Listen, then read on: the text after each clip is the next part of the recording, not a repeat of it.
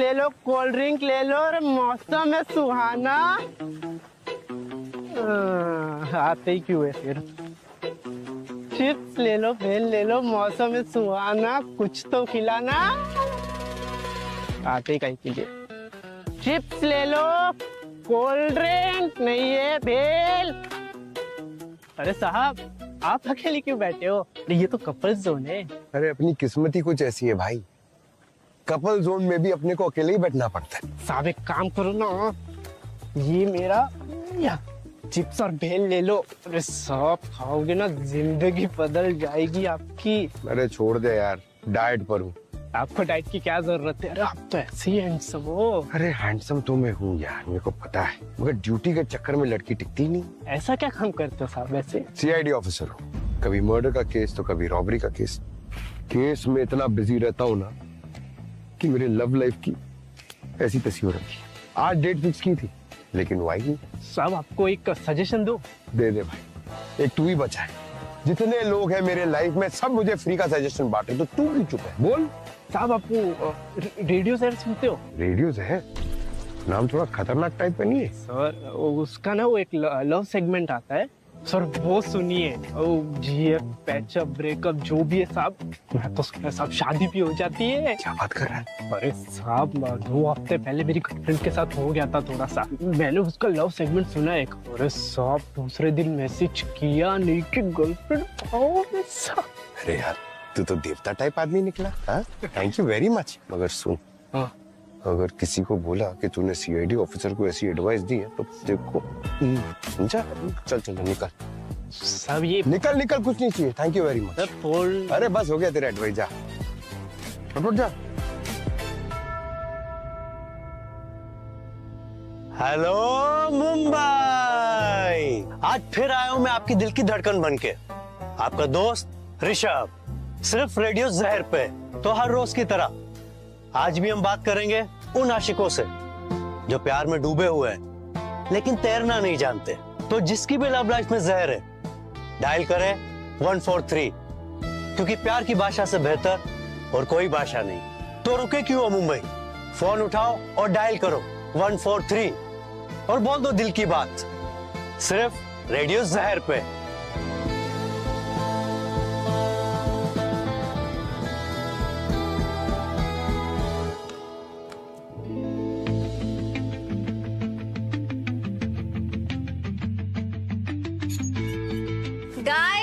Guys good news है, आ जाओ सब। क्या गुड न्यूज है मैम? आज ऋषभ ने अवार्ड जीता है, best romantic RJ of the year. उसके शो के बाद हम सब उसे सरप्राइज देंगे, ठीक है? और स्टूडियो के बाहर सब चुपचाप रहेंगे।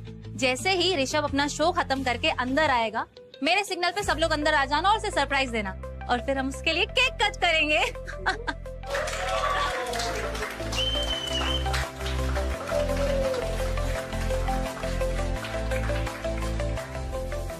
अवार्ड तो मिल गया, पर उसका जो एटीट्यूड है स्काई है, उसका क्या करेंगे? इस सरप्राइज पार्टी में हमें क्यों घसीट रही है ख्याति मैम? ऋषभ का एटीट्यूड कौन झेलेगा?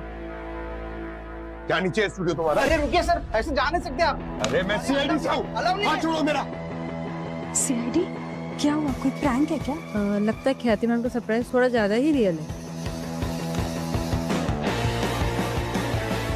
एक्सक्यूज मी, मैं ख्याति हूँ स्टेशन हेड। क्या हुआ? सीआईडी यहाँ पे। आपका आरजे ऋषभ, उसकी जान खतरे में है। कहाँ है वो? वो तो अभी लाइव शो कर रहा है। सुनिए, मैं उसके साथ कॉल पे था, ठीक है? उसने मुझे हेल्प के लिए आवाज दी और फिर फोन कट हो गया। आप लोगों को कुछ पता नहीं है? सिग्नल चेक करती हूँ मैं, एक मिनट। सिग्नल चेक करने का टाइम नहीं है यहाँ पे मैम। वो कहाँ पर है, मुझे उसके पास लेके चलिए अभी। वो अंदर रिकॉर्डिंग रूम में। आ जाइए, आ जाइए।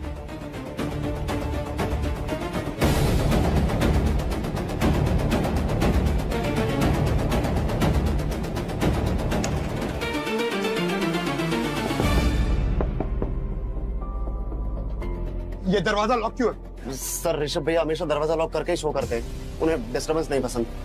चाबी है? चाबी किसके पास है? शैलेश, चाबी दो। जी मैडम।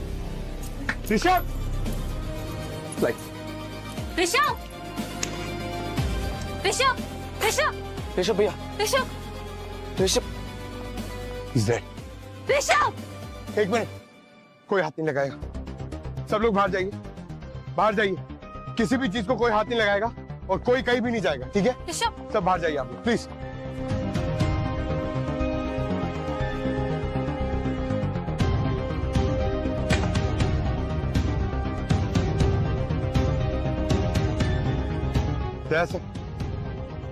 सर रेडियो जहर के स्टूडियो में यहाँ का आरजे ऋषभ सर, उसकी लास्ट में ली।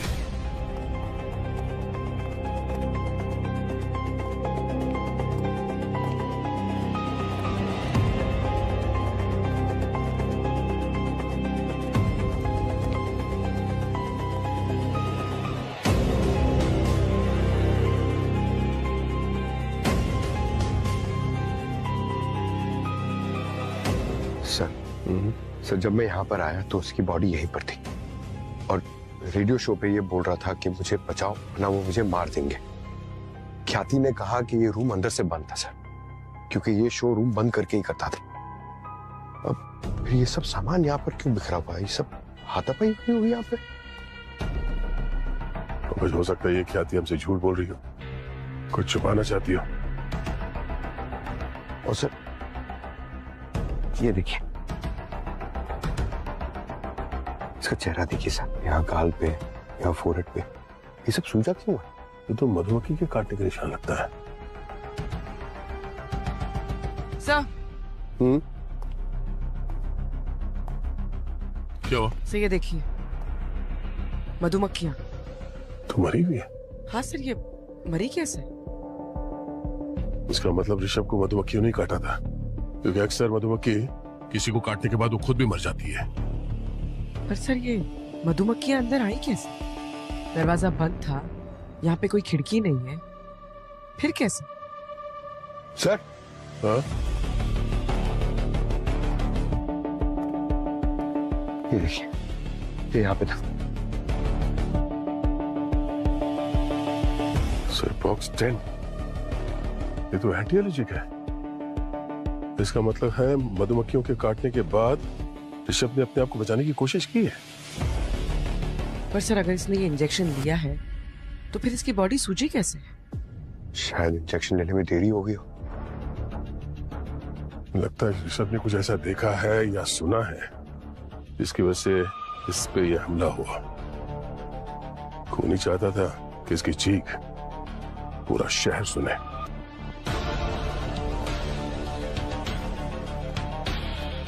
सर बताइए ना, ऋषभ को क्या हुआ, कैसे हो गया ये सब?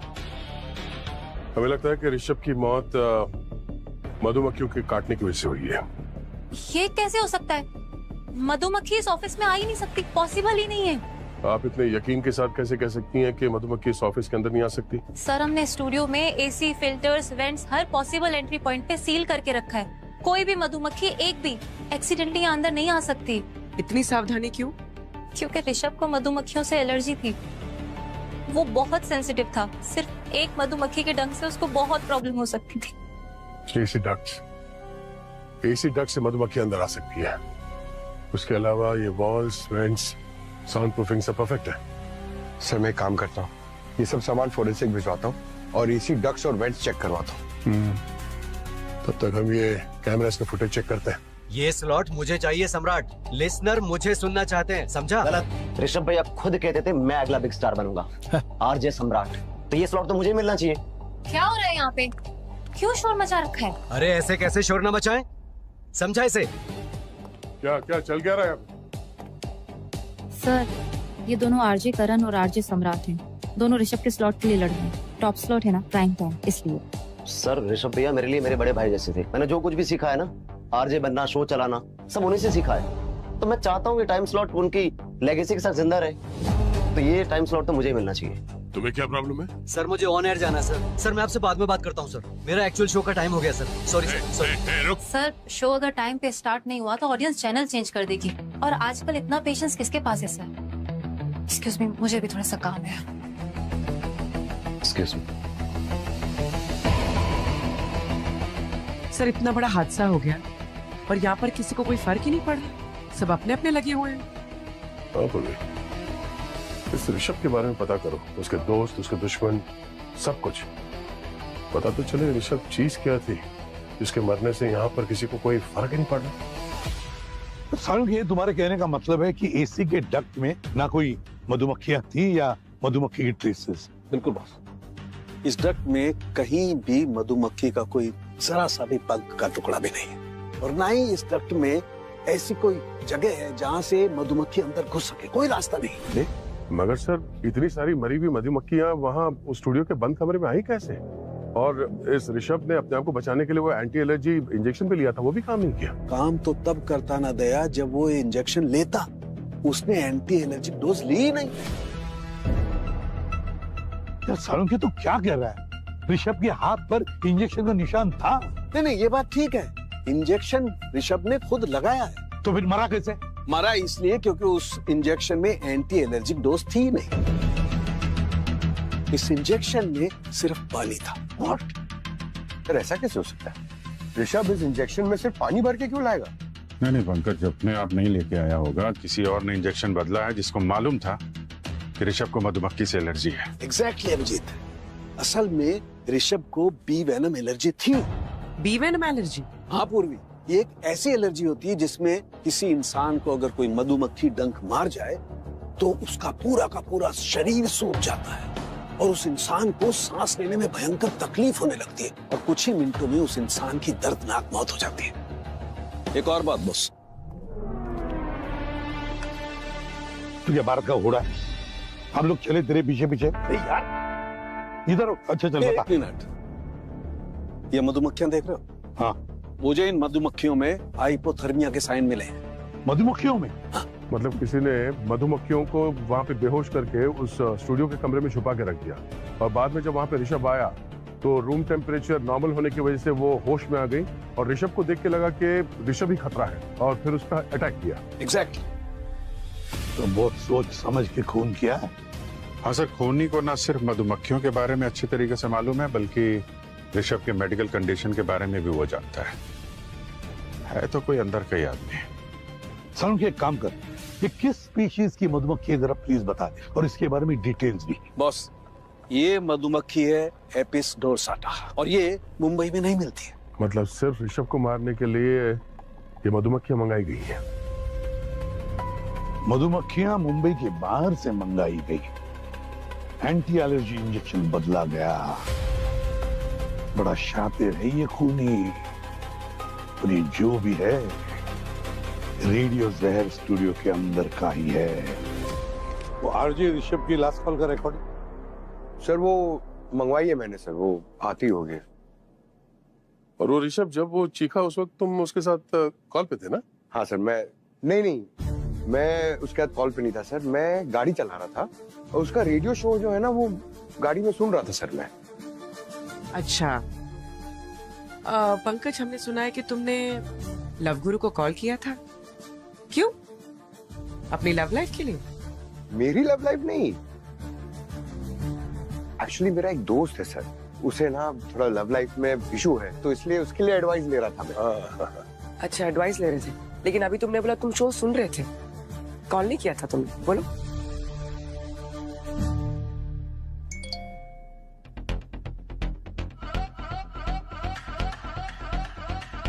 उसी का है ना रेडियो जहर?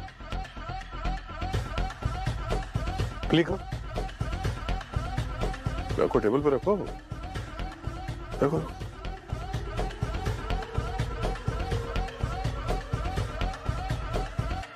हाय आरजे ऋषभ, मैं पंकज बोल रहा हूँ।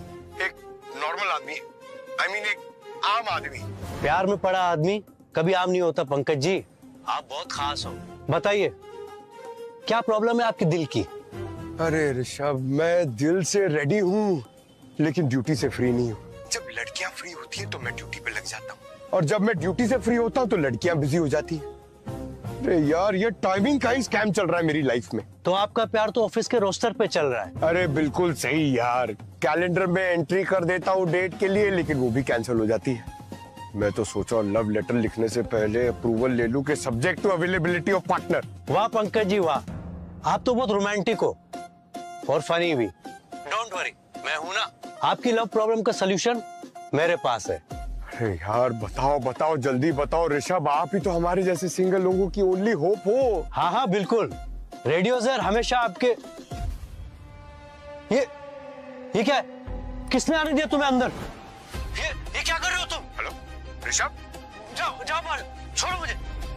क्यों मार रहे हो मुझे? हेलो ऋषभ, आई ओके? बचाओ, हेल्प हेल्प हेल्प, मत मारो मुझे। कोई तो कमरे में घुसा था, इसलिए ऋषभ चीख रहा था।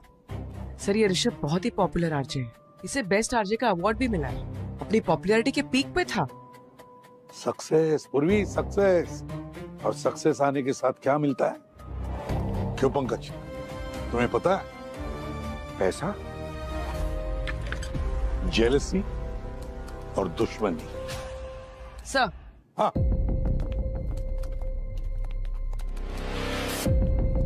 सर ये देखिए, ये पेज मिला है, I hate Rishabh, hate pages आ रही है।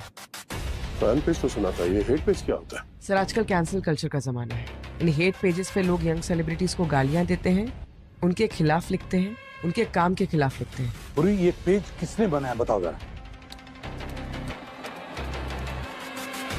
सर ये किसी ट्रबल मेकर नाम के बंदे ने बनाया है। पूर्वी, जरा आईपी एड्रेस से पता करो कि ये पेज क्रिएट कहाँ से हुआ है।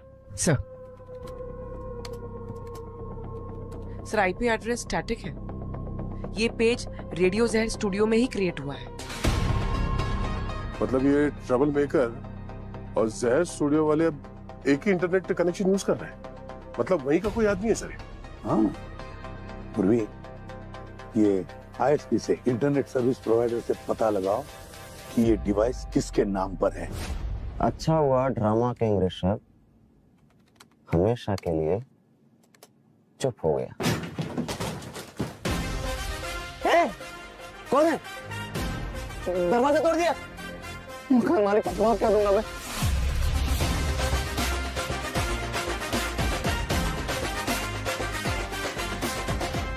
सीआईडी बोलना कि दया आया था, समझ जाएगा। सर आप लोग यहाँ क्या हुआ? तुमसे गुफ्तगू करने आए। मैंने तो सब कुछ सच बता दिया था आप लोगों को। तुमने सच कहाँ बताया था बेटा? तुमने सिर्फ ये बताया था कि ऋषभ तुम्हारा मेंटोर है। हाँ सर, वो सच में मेंटोर है मेरा। अच्छा, तो फिर अपने मेंटोर के खिलाफ नफरत क्यों फैला रहा था ऑनलाइन? हाँ, आई हेट ऋषभ, इस पेज का एडमिन तू ही है ना? तुम ही हो ना ट्रबल मेकर? तुम लोग अंदर क्या कर रहे हो उधर? ये सब पुराने फैसले हो गए।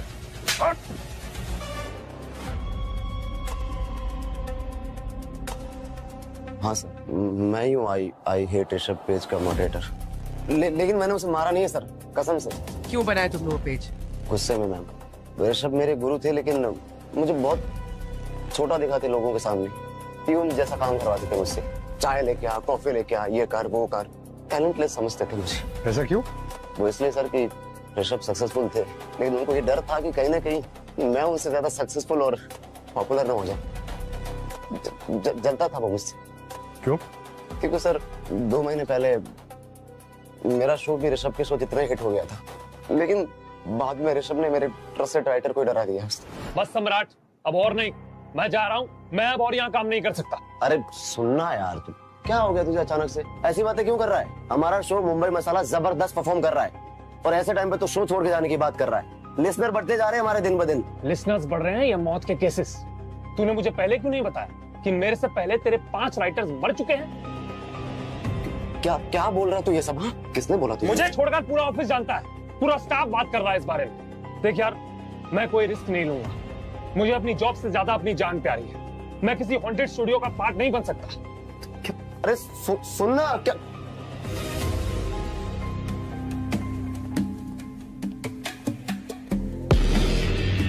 क्या हुआ सम्राट?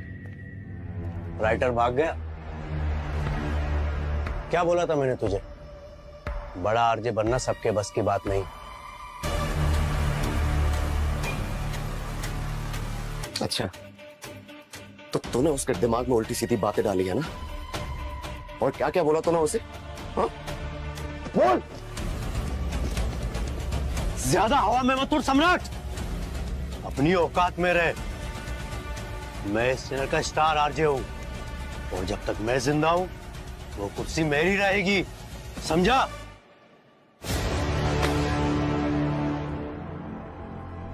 सर ऋषभ बहुत चालू आदमी था, जलता था सबसे, मैनिपुलेट करता था। नहीं तो आप सोचिए कोई मकान मालिक बिना वजह अपने किराएदार को घर से बाहर क्यों निकालते? क्या मतलब? मतलब ये मैम, वो 10 दिन से घर से बाहर रह रहा था। तो कारण क्या था कि मकान मालिक ने उसे घर से बाहर निकाल दिया था? ये तो नहीं पता सर, शायद हो सकता है उन दोनों के बीच में झगड़ा हुआ होगा। ठीक है पंकज, जरा इस राइटर से जाके मिलो, पता तो करो कि किस वजह से वो डर के भाग गया था वहां से। तब तक मैं और पूर्वी मकान मालिक से मिलते हैं। अरे सर, वो ऋषभ मेरी जिंदगी का सबसे गंदा किराएदार था। रात रात तक पार्टी करना, लाउड म्यूजिक बजाना, लड़कियों के साथ घूमना, उसकी वजह से कॉलोनी में कैसे कैसे लोग घुसने लगे थे। तो आपने उसे समझाया नहीं? समझाया सर, पर ये जो सेलिब्रिटीज होते हैं ना, वो सारे के सारे एक जैसे होते हैं। जरा सा फेम क्या मिल गया, उन्हें लगता है सारी दुनिया उनकी, भगवान समझने लगते हैं खुद को। तो क्या हम उसका कमरा चेक कर सकते हैं? क्यों, क्या हुआ? कुछ प्रॉब्लम किया है क्या उसने? ऋषभ का खून हो गया सावित्री जी। हे भगवान, कब, कैसे? कल रात। हम चेक कर सकते हैं उसका कमरा? पर कमरा तो मैंने कब का साफ कर दिया। क्यों? कितनी गंदगी मचा के रखी थी उसमें, साफ करने में 3 दिन लगे मुझे। तो कुछ मिला उस गंदगी में? कचरे के सिवा कुछ भी नहीं था। हाँ, पर्सनल सामान तो वो साथ में लेकर गया। सुना है पास वाले किसी होटल में शिफ्ट हो गया था।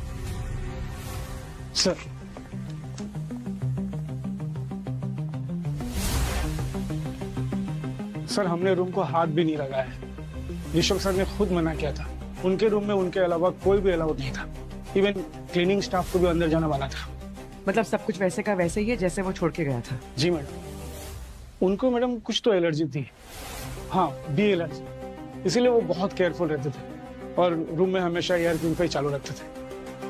ठीक है, हम लोग देख लेंगे। कमरा कौन सा है? सर ये चाबी। ठीक है, आप यहीं पे रुकिए, अगर जरूरत पड़ी तो बुला लेंगे। जी सर।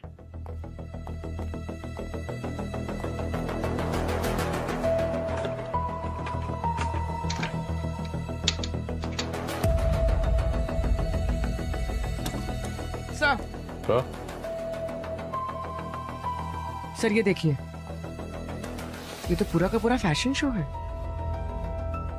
सब महंगे महंगे ब्रांड्स, टैग भी लगा हुआ है। अरे बाप रे, 2,80,000 रुपए का जैकेट, इतना महंगा जैकेट? ऋषभ की सैलरी इतनी तो नहीं थी, तो ये महंगे कपड़े खरीदने के लिए पैसे कहाँ से आते हैं? सर हमने इसका बैंक रिकॉर्ड भी तो चेक किया था, ऐसे कोई अमाउंट का कोई ट्रांजैक्शन था ही नहीं। और अगर क्रेडिट कार्ड यूज किया होता तो स्टेटमेंट में तो दिखाई देता। सर हो सकता है ये फेमस आरजे बनने के बाद उसे कोई स्पॉन्सर मिल गया। स्पॉन्सर? नहीं पूर्वी, कोई स्पॉन्सर नहीं है। लगता कोई तो है जो ऋषभ को ये कपड़े गिफ्ट कर रहा है। एक काम करो, ये जो ब्रांड्स हैं इनके साथ कनेक्ट करो, पता करो कौन है जो इस तरह के डिजाइनर जैकेट्स खरीदता था हमसे।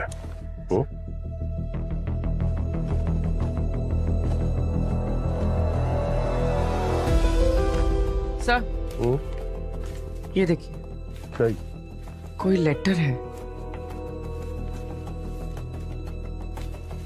Love letter. आजकल के टाइम में लव लेटर, इंटरेस्टिंग। मैडम ख्याति। अरे सर, आप लोग, केस में कुछ प्रोग्रेस हुई? प्रोग्रेस तो तब होती है ख्याति जब सच बोला जाता है। मैं कुछ समझी नहीं।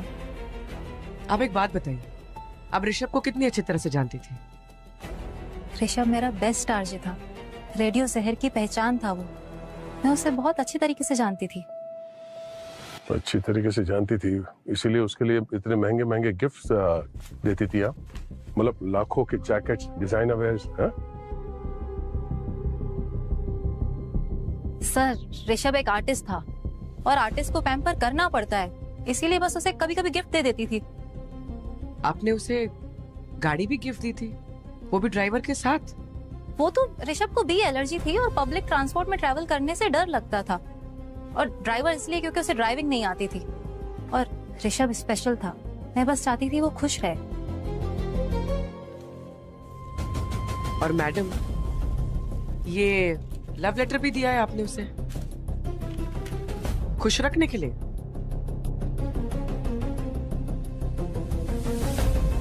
देखिए मैडम, सीआईडी झूठ पे ज्यादा टाइम नहीं वेस्ट करती। आपकी भलाई इसी में है कि आप सच बता दें।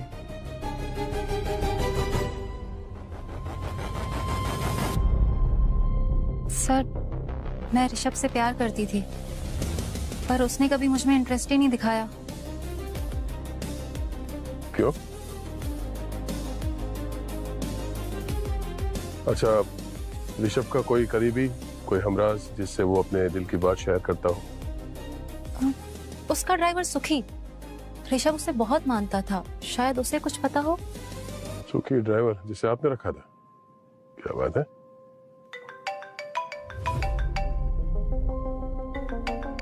हाँ पंकज। सर, एक अपडेट है। सम्राट का राइटर मिल गया है अपने गांव में, यूपी में। उसने बताया है किसी ने उसे धमकाया था। अच्छा,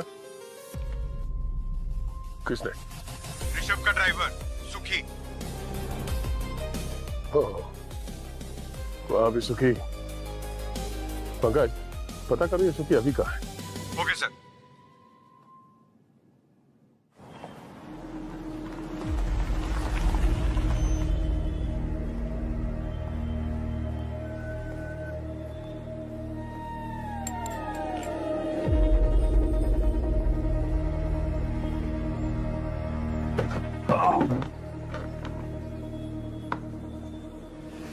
दो चाय देना कड़क, और एक बिस्किट का पैकेट भी दे दो।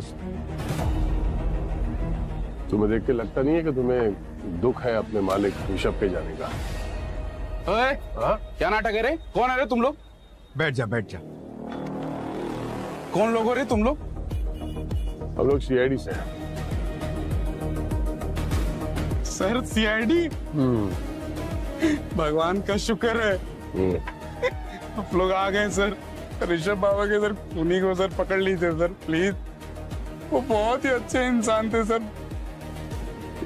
अच्छे इंसान तो थे, पर बहुत गलत काम करवाते थे ना तेरे से। मैं कुछ समझा नहीं सर। कैसा गलत काम? ऋषभ के कहने पे तूने उस राइटर को धमकी दी थी ना? आज का शो तो कमाल हो गया, जो भी लिखा था हिट हो गया।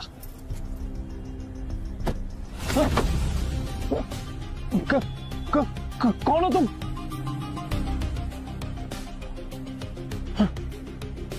अबे ओ राइटर, चुपचाप ये नौकरी छोड़ दे, वरना जिंदा नहीं बचेगा, समझा? सर, वो तो ऋषभ बाबा के कहने पे सर हम लोगों ने मिलकर तो प्रैंक किया था सर। तुम्हें पता है, तुम्हारे प्रैंक के चक्कर में उसने अपनी नौकरी छोड़ दी। सर, मुझे बिल्कुल भी सर नहीं पता था सर, बात इतनी सीरियस हो जाएगी सर। और मैंने इस चीज के लिए सर उनको फोन भी किया था सर, लेकिन सर उन्होंने मेरा फोन ही काट दिया। मैं माफी मांगना चाह रहा था सर। तो चिंता मत कर, वो पता कर लेंगे। तो एक बात बता, ये जो अफवाह फैली है कि ऋषभ की एक बीवी थी, मतलब उसने दुनिया से छुपा के रखा हुआ था, सच है? सर, वो बीवी वाली बात जो थी वो तो एक अफवाह थी।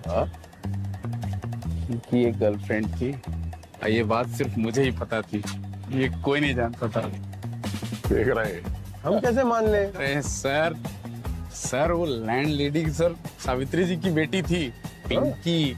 सर, जैसे ही सर ये मामला पूरा ना सावित्री जी को पता चला ना, ऋषभ बाबा को वैसे ही घर से बाहर निकाल दिया तुरंत, फौरन। सावित्री जी? वो ऋषभ एक नंबर का चालू लड़का था। आज एक लड़की के साथ तो कल दूसरी लड़की के साथ। मैं अपनी बेटी की जिंदगी बर्बाद कैसे होने देती? गलती तो मेरी थी ना, मैंने उसे किराएदार नहीं रखना चाहिए था। पता ही नहीं चला मेरी बेटी उसके जाल में कैसे फंस गई। फिर क्या किया आपने? फिर मैंने ऋषभ को घर से निकाल दिया और मेरी बेटी को रत्नागिरी भेज दिया उसके चाचा के पास। कब भेजा आपने उसे रत्नागिरी? जिस दिन ऋषभ को निकाला उसी दिन उसे भी भेज दिया। 10 दिन हो गए।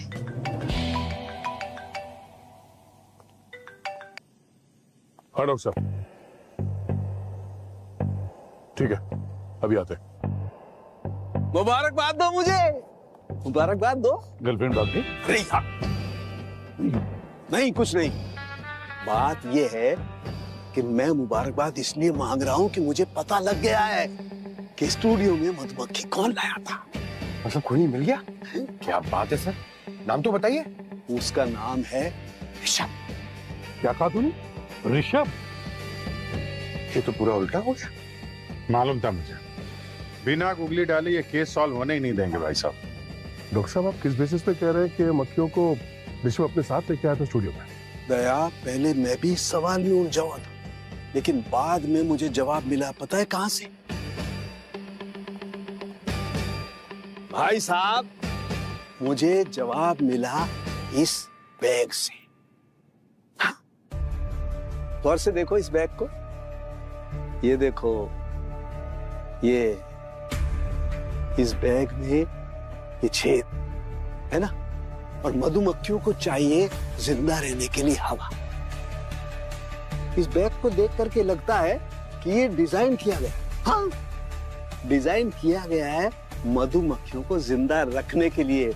इन छेद से मधुमक्खियों को अंदर हवा मिलती रहे, मधुमक्खियां जिंदा रहें। सर, अब ये ऋषभ जो है वो जानबूझ के तो मधुमक्खियों को अपने साथ लेके नहीं जाएगा अंदर स्टूडियो में।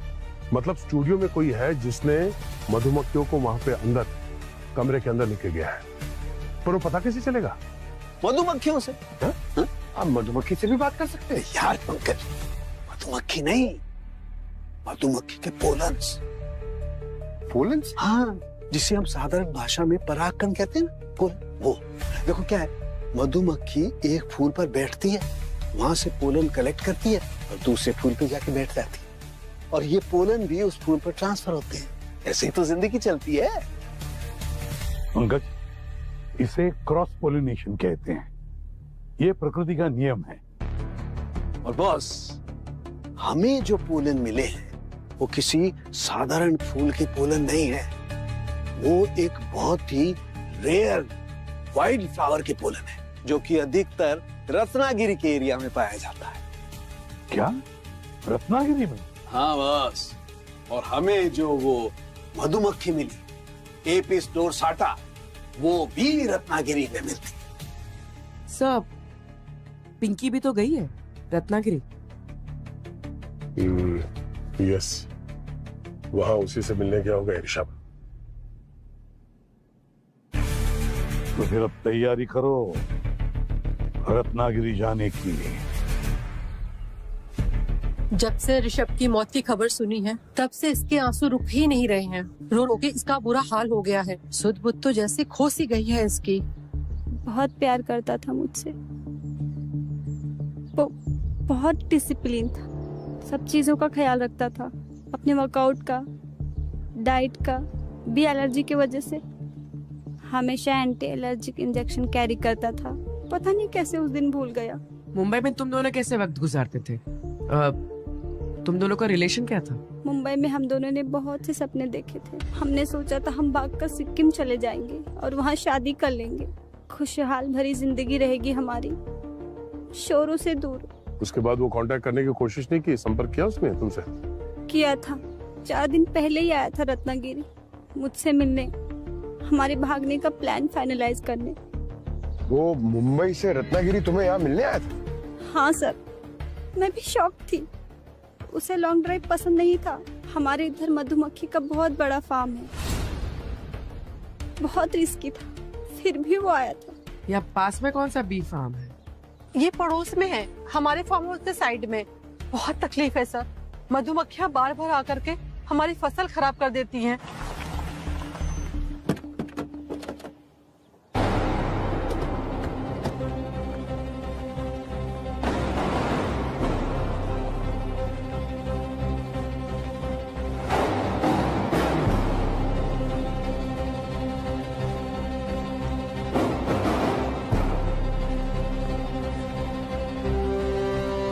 एक्सक्यूज मी, अरे कोई है क्या?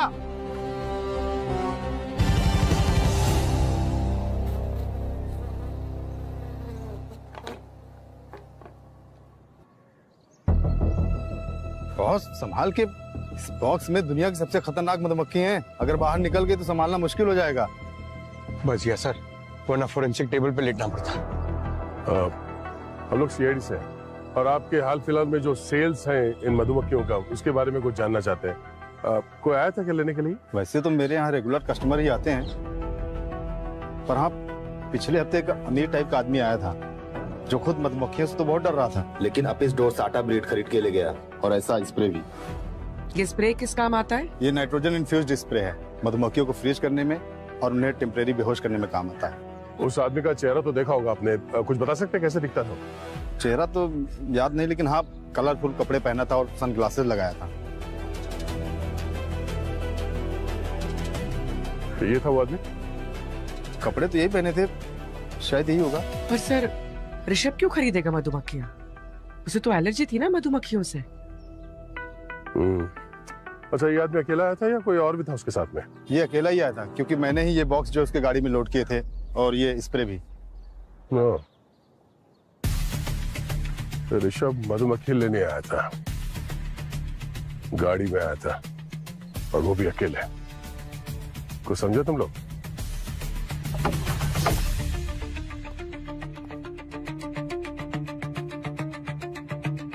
सर ये तो शादी के घर जैसा सजाया हुआ है।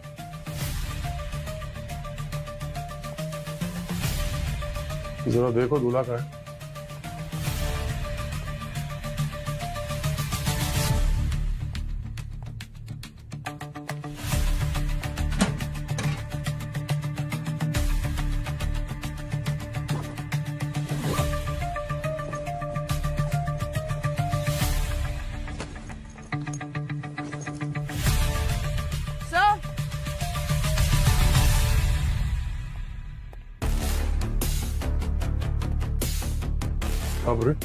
सही है, देखिए ये तो बिल्कुल वैसे ही कपड़े जैसे हमें ऋषभ के होटल रूम में मिले थे, ब्रांडेड।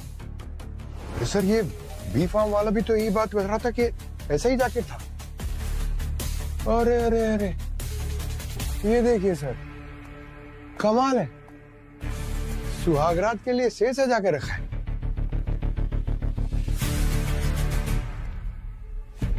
सर ये देखिए शादी का कार्ड। तारीख तो आज की है, पर अभी तक तो ये रिसेप्शन खत्म हो गया होगा।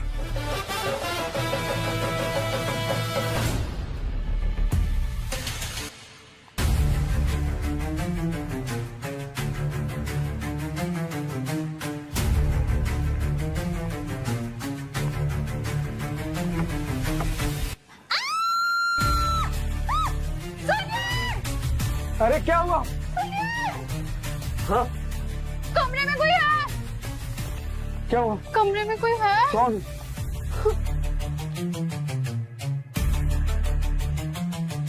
कौन हो भाई तुम? कमरे में क्या कर रहे हो? ओ हेलो भाई, सीआईडी?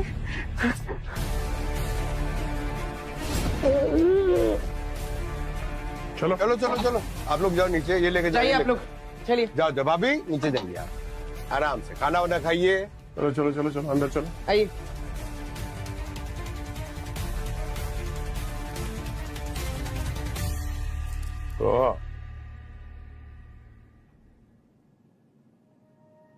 वहाँ फार्म हाउस के मालिक, उसने बताया था कि ऋषभ आया था मधुमक्खी लेने के लिए। अकेले आया था, रत्नागिरी गाड़ी चला के, जबकि ऋषभ उसे ड्राइविंग नहीं आती। प्लानिंग तो बहुत अच्छी की थी तुमने, काबिले तारीफ, बस एक गलती कर दी। जब ऋषभ अपनी गर्लफ्रेंड के साथ रत्नागिरी में था, तब तुम उसकी गाड़ी ले जाकर उसी की मौत का सामान खरीद रहे थे। जिस थाली में खाया उसी में छेद किया। क्यों किया तुमने अपने मालिक के साथ ऐसा? अपनी शादी के लिए पैसों की जरूरत थी सर। इसी सिलसिले में सर ऋषभ बाबा के पास में सर पैसों के लोन के लिए गया, सोचा पैसे मिल जाएंगे, लेकिन ऋषभ बाबा ने सीधा मना कर दिया। उन्होंने कहा कि पैसे नहीं है, ऊपर से सर ज्ञान भी दिया, बोला कि सर पैसे तू अपने लिमिट में खर्च किया कर। सर ज्ञान रेडियो पे अच्छा लगता है सर, असल जिंदगी में नहीं सर। बस इतनी सी बात के लिए तूने खून कर दिया उनका।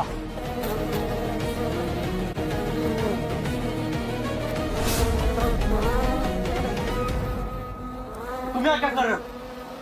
ये बचाओ, हेल्प हेल्प हेल्प, मत मारो मुझे। मुझे एक बात बता, ऋषभ ने अगर तुझे पैसे नहीं दिए तो ये शादी के खर्चे के लिए पैसे कहाँ से आए तेरे पास? वो हमने सुखी का बैंक अकाउंट चेक किया तो पता चला कि आपने 10 लाख रुपए डाले इसके अकाउंट में। क्यों सावित्री जी, क्यों? क्यों किया आपने ये सब? जब मुझे पता चला कि घर से निकालने के बावजूद भी ऋषभ मेरी बेटी को रत्नागिरी में जाके मिलता है, मेरे पास कोई चारा नहीं था उसे मारने के सिवा। आप जानती थी कि सुखी ऋषभ के सबसे करीबी था और इसीलिए आपने उसकी मदद ली। आप ये भी जानती थी कि सुखी को शादी करने के लिए पैसों की जरूरत थी और ऋषभ ने उसे पैसे देने से मना कर दिया था। और पैसा सबसे बड़ा मोटिव होता है सावित्री जी, किसी का फोन करने के लिए, और आपने सुखी का इसी बात का फायदा उठाया। आप ही बताइए सर, जब मुझे पता चला कि मेरी बेटी ऐसे लड़के से प्यार कर रही है जिसने कई लड़कियों की जिंदगी बर्बाद की है, क्या मैं मेरी बेटी को उसके साथ जाने देती? आपने ऋषभ को क्यों मारा? वो मुझसे प्यार करता था। 4 महीने भी नहीं हुए तुम्हें दोनों को मिलकर, क्योंकि 4 महीने में किसी का सच, किसी का इरादा कुछ भी समझ में नहीं आता है। मैं और तुम्हारे पिताजी 30 साल एक साथ रहे, लेकिन एक दिन तुम्हारे पिताजी हमें छोड़कर चले गए। तभी मुझे पता चला कि प्यार कभी भी धोखा दे सकता है। मैं तुम्हें उससे बचाना चाहती थी बेटा। सावित्री जी, कोई भी इंसान बुरा नहीं होता, बुरी होती है उसकी सोच, गलत होती है उसकी सोच। एक मासूम इंसान को मारकर आपने भी गलत सोचा, गलत किया। आपको कानून कभी माफ नहीं करेगा।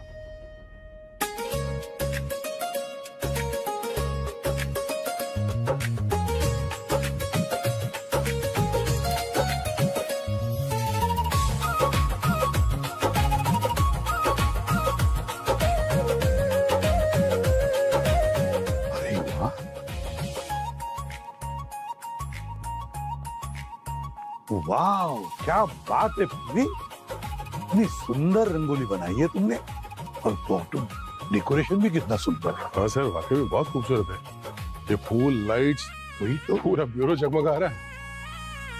पूरी, तुम भी प्यारी लग रही हो। Thank you sir.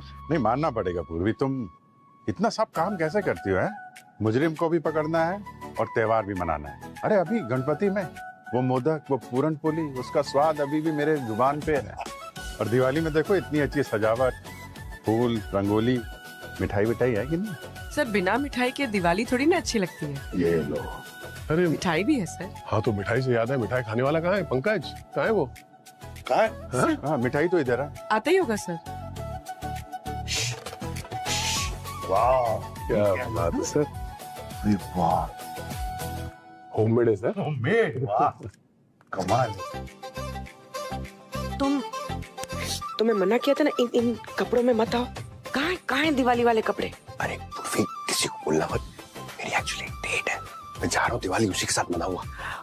अरे आप सब लोग वेट कर रहे हैं ना। अरे यार तुम मुझे प्रेशर में डाल रही हो। ठीक है, काम करता हूँ, मैं फटाफट डेट डाल के आता हूँ। ठीक है, आ जाऊंगा ब्यूरो वापस। ठीक है, विश मी लक। प्रॉमिस आना, जल्दी आओ। अरे पूर्वी, ये पंकज कहाँ जा रहा है? सर वो कुछ काम से गया है सर। वो जैसे ही काम खत्म होगा आ जाएगा सर। कमाल है, चलो हम सेलिब्रेट करते हैं। अच्छा ये बाकी के लोग कहाँ हैं? डॉक्टर सालुंके, सचिन, श्रेया, अवनी, भूमि, कृतिका, ये सब? सर सबको कॉल किया है, सब आते ही होंगे sir. Happy Diwali sir, happy Diwali. अरे पंकज तुम इतनी जल्द वापस आ गए? वापस आ गया मतलब आखिर गए ये? हाँ सर, वो डेट। अरे सर डेट वेट तो होते रहेंगे सर, मगर दिवाली सर साल में एक बार आती है, खुशियों का त्योहार है सर, और वो मेरी टीम के साथ मनाना चाहता हूँ सर। एक्चुअली सीआईडी मेरी टीम नहीं है सर, सीआईडी मेरी फैमिली। ये बात है मेरा भाई। क्या